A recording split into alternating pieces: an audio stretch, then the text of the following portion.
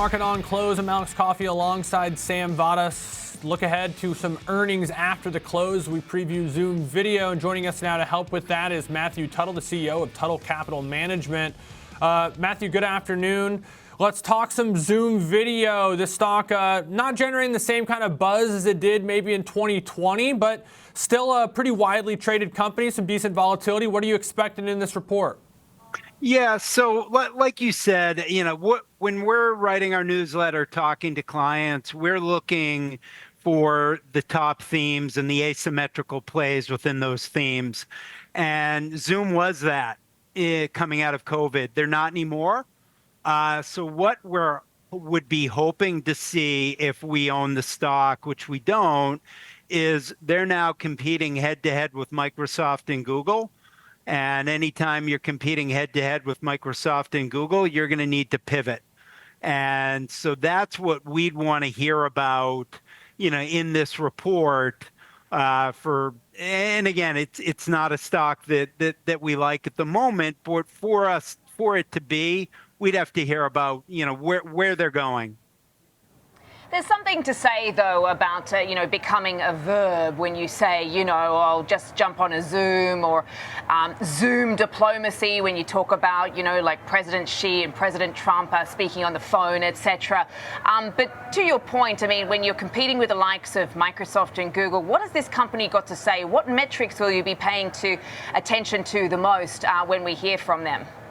So what I'm going to be looking for more than anything is what they're doing in AI, what their platform is going to be as far as workflow automation, contact center, phone employee experience. How do they get out of that kind of commodity video trap?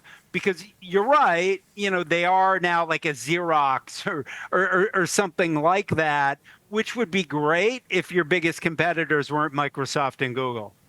Well, yeah, this is what I was going to ask you, Matthew, because when you start thinking about it, early days, had they not had the insane onset of success, maybe this would have been something that Microsoft just buys because it's cheaper than building, but it wasn't with the run-up you had in stock shares for Zoom.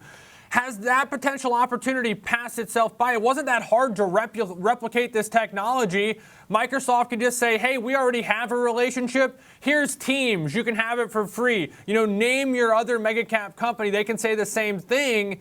What can Zoom do to compete with that, or can they? So I don't think they can. Teams is built into all of our systems. I do way more Teams meetings than anything else. It's easy. It's built into Outlook, which, it's integrated in so much of what we use. So A, I don't see why it makes any sense for Microsoft to buy Zoom. And B, they're not going to be able to compete head to head. So they've got to figure out where else in AI are they going to go. The name recognition helps. They can do it. We'll be looking at it, if they do kind of that AI first pivot, that could reaccelerate growth, that could increase their multiple. It could make it somewhat more interesting.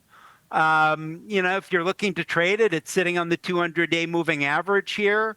So, it could be good for a trade, but I am dubious unless I hear something that just blows me away on where they're going here. Okay, so when you're looking for more for AI adoption, what could that thing be? What opportunities, could Zoom take right now to, gain a little bit of a more competitive edge in this space?